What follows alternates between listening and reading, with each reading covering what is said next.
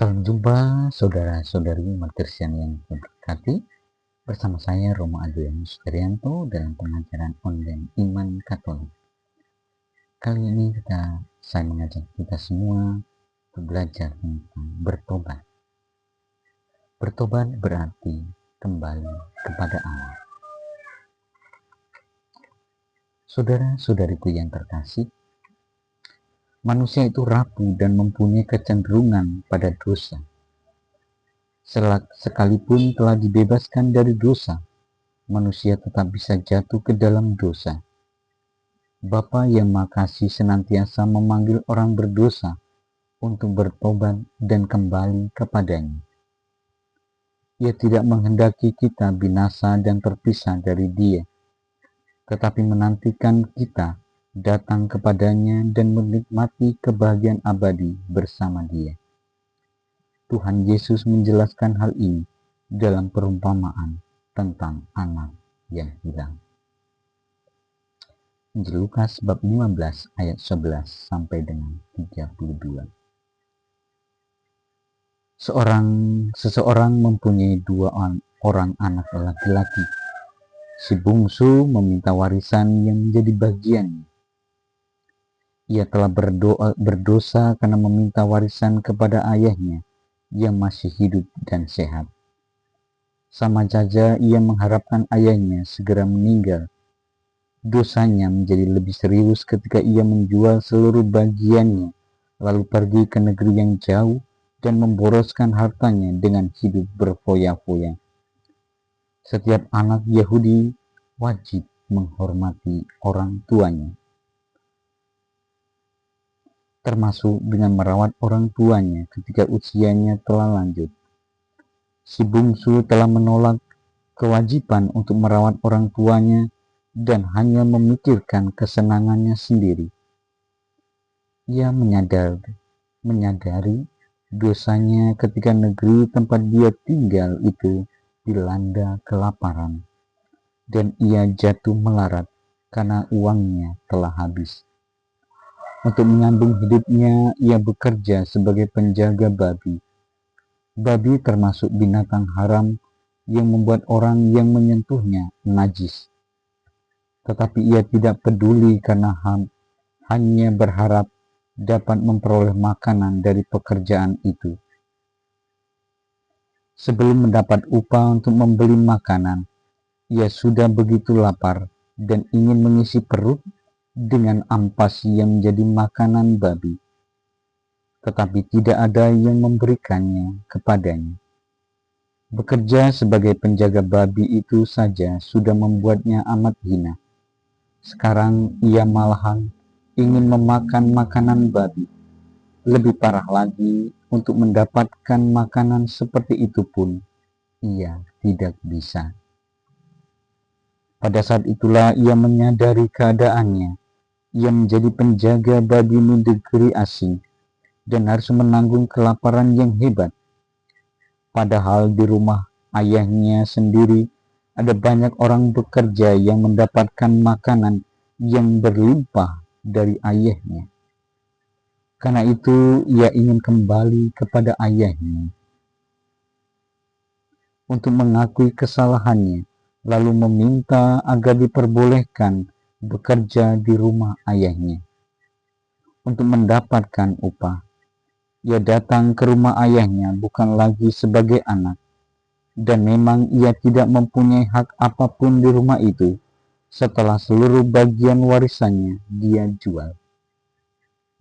Ia datang semata-mata untuk bekerja karena yakin keadaannya akan menjadi lebih baik dibandingkan dengan keadaannya sekarang sebagai penjaga babi di negeri asing. Ia meninggalkan babi-babi itu, lalu melangkah menuju rumah ayahnya. Ia pergi dengan membawa banyak uang. Kini ia datang sebagai orang miskin. Ketika ia masih jauh, sang ayah telah melihat kedatangannya. Ia tergerak oleh belas kasihan melihat keadaannya itu, lalu berlari mendapatkan dia. Biasanya, orang tua tidak berlari menyambut anak, anaklah yang berlari mendekati ayahnya. Sebagai orang yang kaya, tentu sang ayah mengenakan jubah panjang untuk dapat berlari menyambut anaknya. Ia harus mengangkat jubahnya. Ia tidak peduli dengan keadaan fisik anaknya yang kini telah menjadi miskin dan hina. Ia memeluk dan mencium anaknya itu sebagai tanda kerinduan sekaligus kegembiraan. Ia seperti sedang mendapati anaknya telah mati tetapi hidup kembali. Si bungsu mengakui dosanya. Bapa, aku telah berdosa terhadap surga dan terhadap Bapa. Aku tidak layak lagi disebut anak Bapa. Ayahnya tidak menanggapi kata-katanya, tetapi meminta para hambanya untuk membawakan jubah terbaik, cincin dan sepatu untuk dia. Ia juga meminta mereka menyembelih anak lembu tambun untuk mengadakan pesta. Ia berbuat demikian karena mengalami kegembiraan yang begitu besar, sebuah kegembiraan seorang ayah yang ditinggal mati oleh anaknya, tetapi anak itu hidup kembali. Anakku ini telah mati dan menjadi hidup kembali. Ia telah hilang dan didapat kembali. Di hadapan sang ayah, si bungsu tidak pernah kehilangan kedudukan sebagai anak, sekalipun pernah meninggalkannya. Saudara-saudariku yang terkasih, anak sulung marah dan tidak dapat menerima tindakan ayahnya terhadap si bungsu.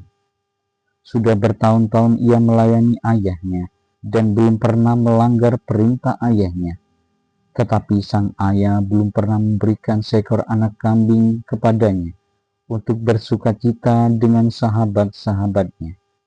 Sang ayah justru mengadakan pesta untuk menyambut si bungsu yang telah memboroskan harta ayahnya bersama para pelacur. Yang dilihat oleh si sulung adalah kesalahan adiknya, tetapi yang dilihat oleh sang ayah adalah kembalinya si bungsu. Sang ayah pun mengingatkan anak sulungnya untuk bersukacita bersama dia, karena adikmu telah mati dan menjadi hidup kembali. Ia telah hilang dan didapat kembali.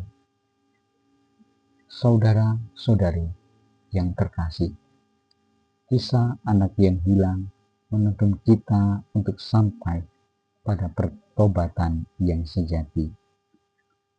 Dalam perumpamaan ini tampak bahwa sang ayah memiliki kasih yang besar terhadap seisi rumahnya, khususnya kepada anak-anaknya. Si bungsu yang telah berdosa mengalami kerahiman ayahnya, sedangkan si sulung yang selalu bersama dia justru tidak merasakannya. Sikap sang ayah menggambarkan sikap Allah sendiri. Ia merasa sedih bila manusia meninggalkannya. Karena kasih-Nya, Allah senantiasa merindukan mereka yang berdosa kembali kepadanya. Ia selalu siap menerima orang berdosa yang bertobat dan bergembira karenanya. Perumpamaan ini mengingatkan kita agar mau bertobat bila telah jatuh ke dalam dosa. Allah adalah Bapa yang Maha Kasih, yang selalu mengharapkan kita tinggal bersama Dia. Alasan yang tepat untuk bertobat bukanlah rasa takut akan hukuman yang akan dijatuhkan kepada orang berdosa. Yang benar adalah keyakinan bahwa Allah yang telah mengasihi kita tidak menghendaki kita binasa dan terpisah dari Dia. Sebaliknya, Ia menantikan kita datang kepadanya dan menikmati kebahagiaan abadi bersama Dia. Kerahiman Allah ini justru dialami oleh orang berdosa yang mau bertobat. Orang yang tidak merasa berdosa tidak akan merasakannya.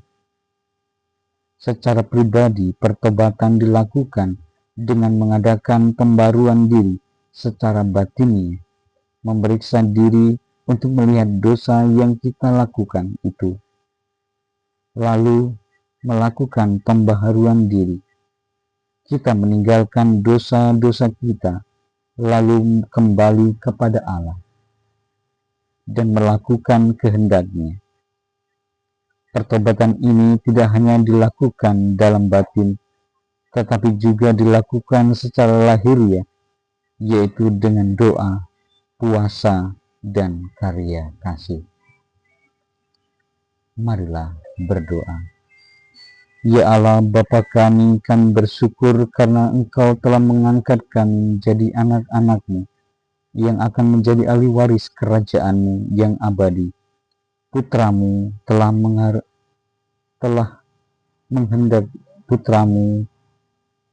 mengajar kami untuk mengasihi sesama seperti Dia telah mengasihi kami.